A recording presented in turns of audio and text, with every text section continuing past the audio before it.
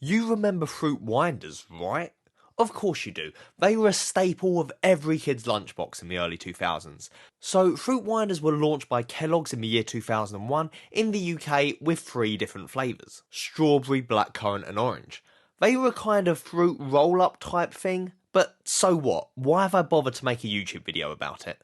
Well, that's because the other day I woke up in the middle of the night shaking in fits of sweat as it all came flooding back. The darkness, the destruction, the numerous deaths that haunted my childhood, all as a result of these fruit winder adverts. I'll show you what I mean. Let's take a look at the very first advert for fruit winders. And just remember, as you're watching this, this was the world's introduction to this food.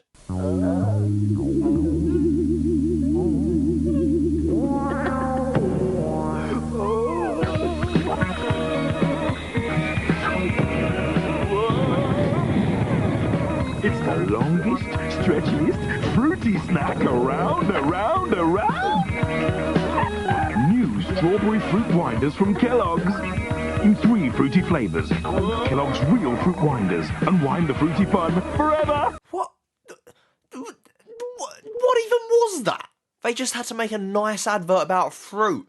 But no, they went and made this macabre Wile E. Coyote and Roadrunner style cartoon where the strawberry woman murders the strawberries, and now 5-year-old me is just now expected to eat the corpse of these poor anthropomorphic strawberries. Don't make me complicit in these crimes, eating up your evidence. Those strawberries had a life, had feelings, had families. I'm worried that if I eat one of these snacks, I'll be looking at a 10 stretch. Also, look, I'm just gonna say it. Why was the villain strawberry so attractive? She had human proportions and a little sports bra and cleavage, and this kind of thing was confusing to an impressionable 5-year-old boy like me. This kind of thing would have messed me right up. Although this does explain why I can't look at a strawberry without feeling a strange attraction to them. And it wasn't just the strawberries that were getting murdered in these ads. Oranges and blackcurrants were also strapped into these freaky torture devices. There's one where they get killed by steamrollers.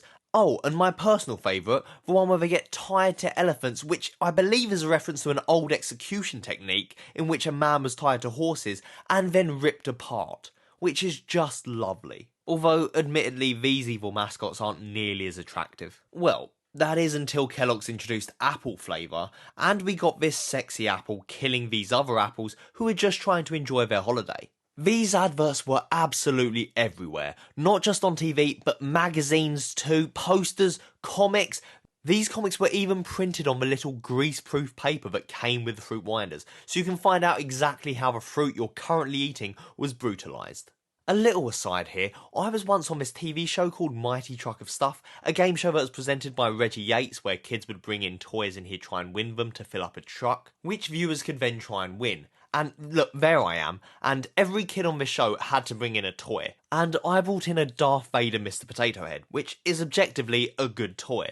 But the kid next to me brought in the comic wrapper of a fruit winder, and it was the funniest thing to me, imagining being the kid who won that. Nowadays, the paper doesn't even have murder comics anymore. They have these stupid facts about fruit. That's not scarring or sexually complicated at all.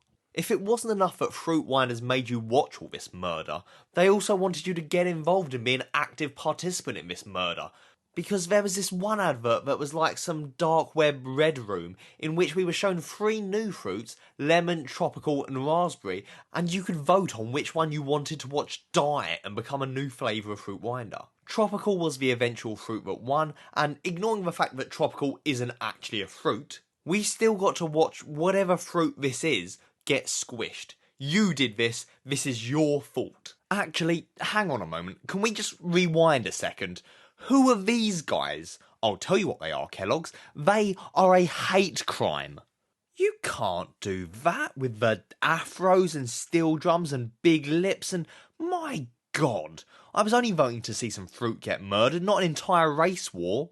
And if you think making a kid vote on this weird Hunger Games type thing would mess them up, then you're wrong. Kids were already evil around that time. I remember, and I think this was at exactly the same time as these adverts, there was an Action Man advert where he was fighting his nemesis Dr. X, and during the fight, Dr. X is left hanging off the edge of this railing, And once more, we the audience were given the choice of what happens next. Save Dr. X, who's begging for his life and promising to be good from now on, or straight up murder Dr. X by letting him fall. This advert apparently received 100,000 votes from children, which is a lot of votes.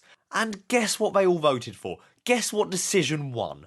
That's right, English kids chose murder. So we all got to watch Dr. X die. Save me! Should Action Man try to save Dr. X? You voted, and you decided.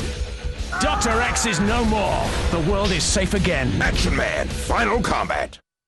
It seems that this kind of thing was in fact a good marketing technique, as fruit winders would then expand, making these squishy sweets called spurters, where, and just go with me on this, the souls of fruits are trapped in an eternal scream inside these gummy capsules, and you could eat them and their just guts would spurt out. And what the hell was this? There were also fruit winder doubles, which doubled the amount of murder you could ingest. These fruit winder doubles had 2 different flavours and ended up replacing regular fruit winders. The rumour going around as a kid was that these were made because the original fruit winders were too big and kids would just choke on them, meaning that there were now real life human victims to this fruity massacre. And sure, maybe that was just a rumour, but then explain to me why they made double strawberry, which isn't even capitalising on the double aspect of it, because it's just double the same thing. What other reason would there be to do that? Now, fruit winders were far from the only food snack in the UK which had haunting adverts. There were also Frubes, which were a yoghurt pouch which had the slogan,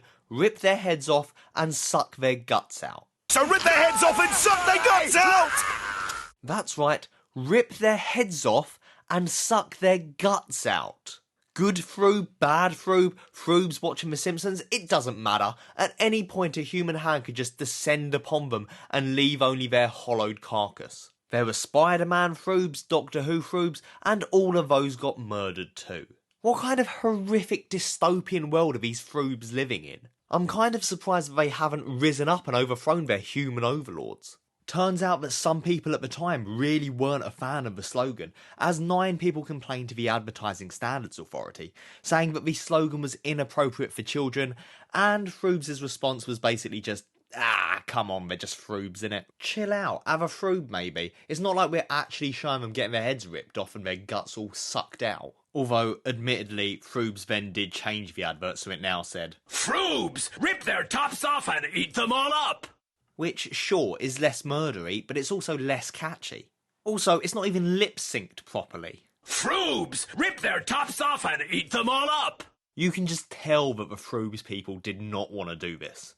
Pepperami was another one, a little salami sausage snack. The only difference with these adverts was that the pepperami consented to being eaten. In fact, they were downright suicidal. Like, take this one for example, who's jamming its head into a cheese grater. Pepperamis wore these little shoes, and the adverts always showed them wriggling around in the packet, which was extra uncomfortable as they were sausage, so they were actual flesh. And the slogan was, "It's a bit of an animal," and yeah, it's a bit of an animal they've carved off and fashioned into this little man. No wonder these sentient sausages craved death. They were reanimated hunks of flesh with shoes on. They were abominations. They were an offence to God. These pepperamis would be squished, they'd be blended, they'd eat each other. No, they weren't against cannibalism, that's for sure. They would even do whatever the hell is happening here. There were sexy ones. Oh, of course there were sexy ones, or at least as sexy as you could make a pepperami.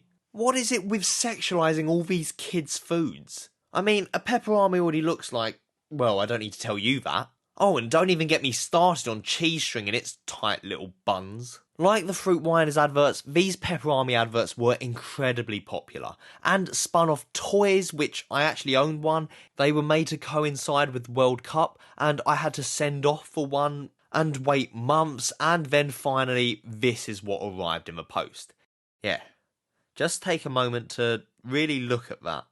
If you smacked it, it would shout at you, and how was this allowed to be made? There was also pepperami perfume, computer games.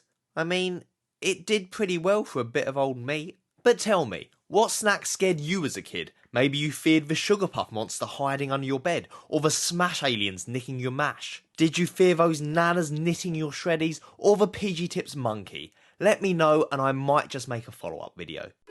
Goodbye, fruit wonders, your time has come. Adieu, peperamis, I won't stop till I'm done. Farewell, fruits, you won't escape my aim. The snack assassin strikes, and snacks will never be the same.